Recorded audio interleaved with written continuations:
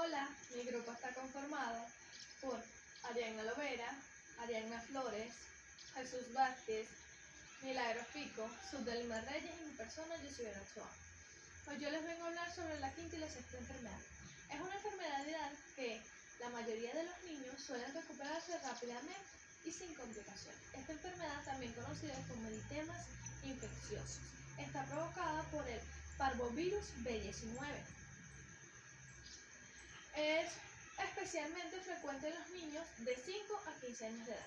La quinta y la sexta enfermedad causa un sarpullido rojo de característico en el rostro, que pareciera como que si al niño le han dado una bofetada. Pocos días después, este sarpullido se extiende hacia abajo, hacia el tronco, brazos y piernas, y suele durar de 1 a 3 semanas. Los niños mayores y los adultos, la quinta y la sexta enfermedad pueden causar dolores e inflamación en las articulaciones, y estos síntomas pueden durar de semanas a meses o en ocasiones hasta años. Esta enfermedad puede afectar a los niños con el sistema inmunológico debilitado, así como a las personas que tienen SIDA o cáncer o algún trastorno en la sangre, así como la enfermedad de las células placiformes o la anemia hemolítica. Este virus también puede detener o bien sea alentar temporalmente la fabricación de glóbulos rojos y las células encargadas de transportar oxígeno por todo el cuerpo. Esta enfermedad es causada por un virus, de modo que no se debe de tratar con antibióticos. Esta enfermedad es leve y suele resolverse por sí misma. No es necesario tomar ningún medicamento, al menos de que evolucione en una anemia grave y se debe tratar en el hospital. Ahora le doy el pase a la siguiente compañera.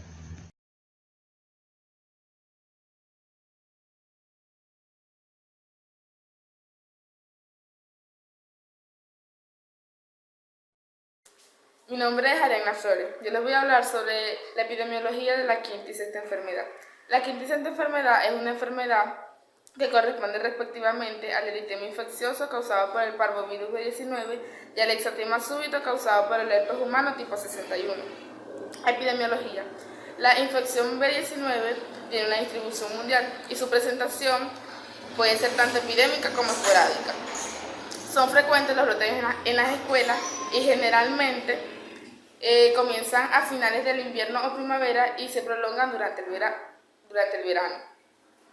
Esta infección presenta un patrón cíclico, de forma que los episodios epidémicos pueden repetirse cada 4 o 5 años. También se ha descrito casos de infección nosocomial, pudiéndose infectar tanto los pacientes hospitalizados como el personal sanitario que los atiende. La primera infección frecuenta en niños de 5 a 15 años de edad. Esto está en un 70%. Tan solo un 10% corresponde a las edades inferiores y un 20% a las edades superiores. La infección B19 en su mayoría son asintomáticas y su mecanismo de transmisión puede ser frecuentemente a través de secreciones respiratorias de persona a persona.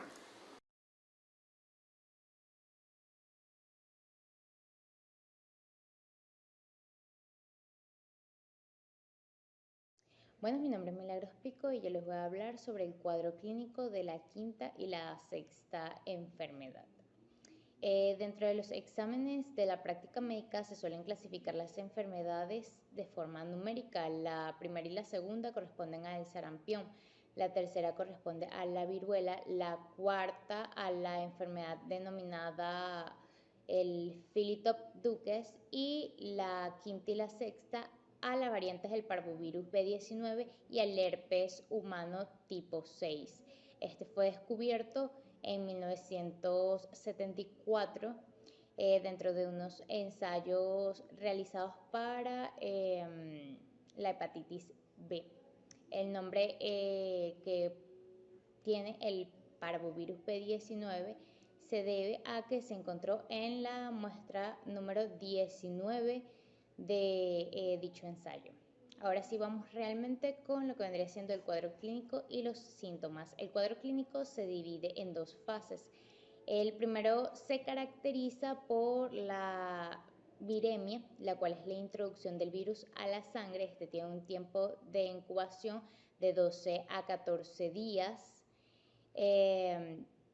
A los 6 días se empiezan a presentar los primeros síntomas, los cuales vendrían siendo síntomas catarrales, es decir, de un catarro normal o una gripe, ya bien sea fiebre, congestión o mucosidad nasal, dolor de cabeza, un poco de dolor de ojos, escalofríos, entre otros.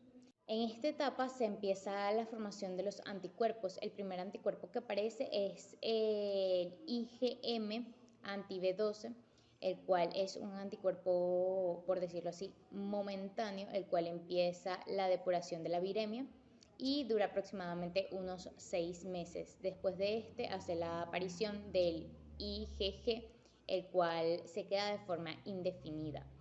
En la segunda fase, la característica peculiar que tiene esta es la aparición del eritema o la erupción como tal, y se puede presentar con un poco de fiebre.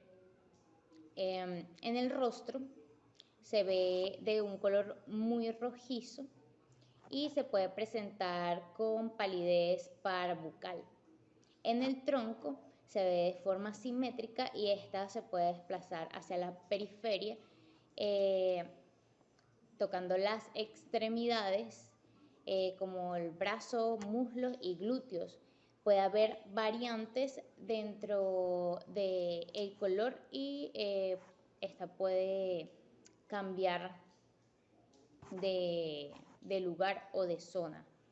Cabe destacar que los mayores afectados de esta enfermedad, a pesar de que es una enfermedad muy común, son los niños de entre 5 y 15 años y adultos mayores.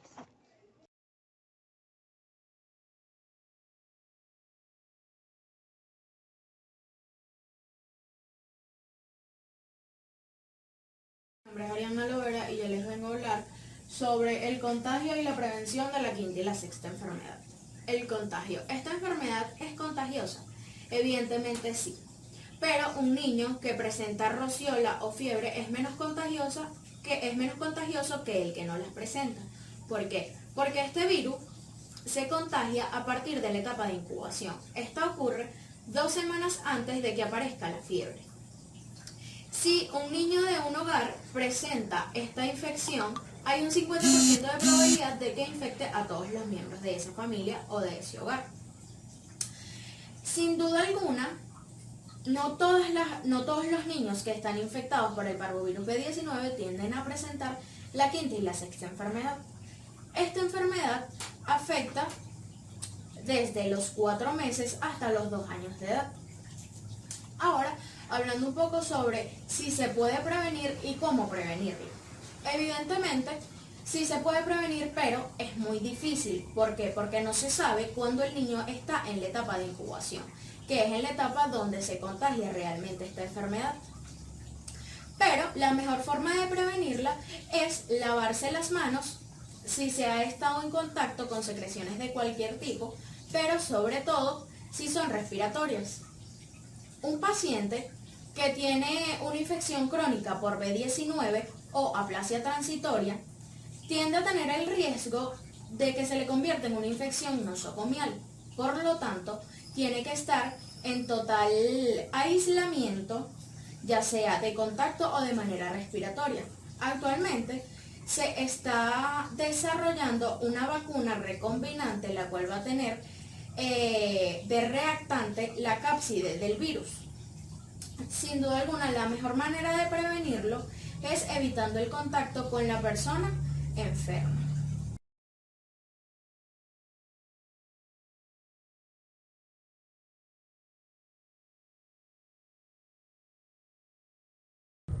Mi nombre es Subdelimar Reyes y yo voy a hablar sobre cómo se diagnostica y cómo se trata la quinta y sexta enfermedad. Principalmente los médicos buscan observar el sarpullido característico de esta enfermedad, el cual aparece en las mejillas como si al paciente le hubieran dado una bofetada o similar a esto. También se puede observar como un sarpullido entramado, el cual empezará a extenderse desde el tronco hacia las extremidades. De no presentarse este sarpullido, pero sí tener otros síntomas compatibles con la enfermedad, el médico puede solicitar un análisis de sangre para comprobarlo. El diagnóstico laboratorial de esta infección se basa en la determinación de los anticuerpos IgG e IgM, en suero principalmente. También se pueden detectar el propio virus gracias a su DNA o a los antígenos en suero o en tejidos infectados del paciente.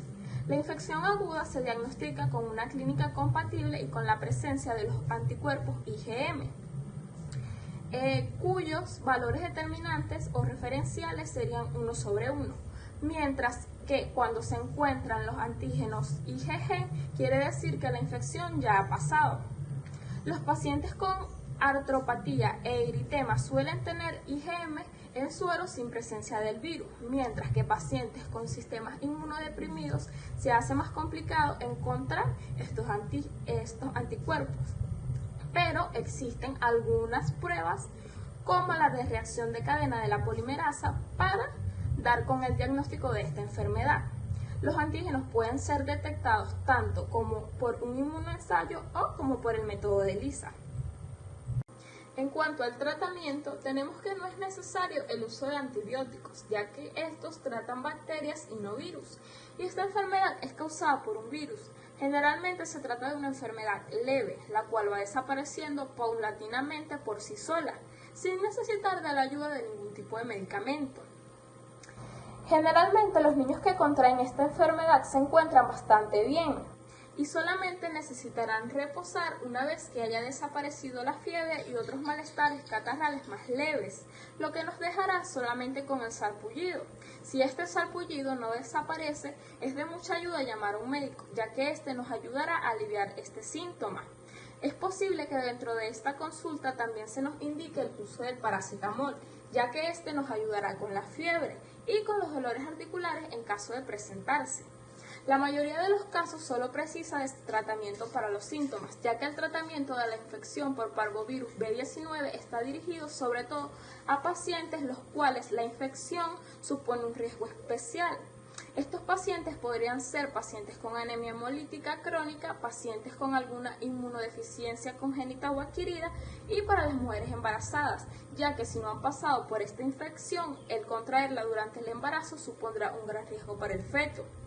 En caso de artritis graves, las cuales pueden llegar a cronificarse, deben de ser tratadas con antiinflamatorios no esteroideos, mientras que en pacientes inmunodeprimidos con anemia crónica se debe de tratar con transfusiones e inmunoglobulina intravenosa, la cual contiene anticuerpos IgG frente a los B19.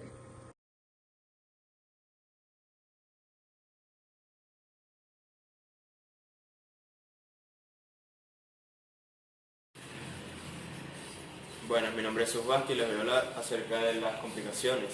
Se preguntarán qué es una complicación. Es un problema médico que se presenta en el curso de una enfermedad o después de un tratamiento.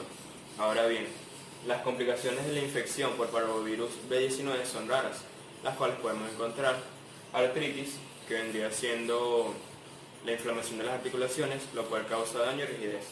Luego está anemia hemolítica, que es un tipo de anemia, que es cuando los glóbulos rojos se degradan más deprisa de lo que el cuerpo puede fabricar. Luego está neumonitis, que es la inflamación del tejido pulmonar.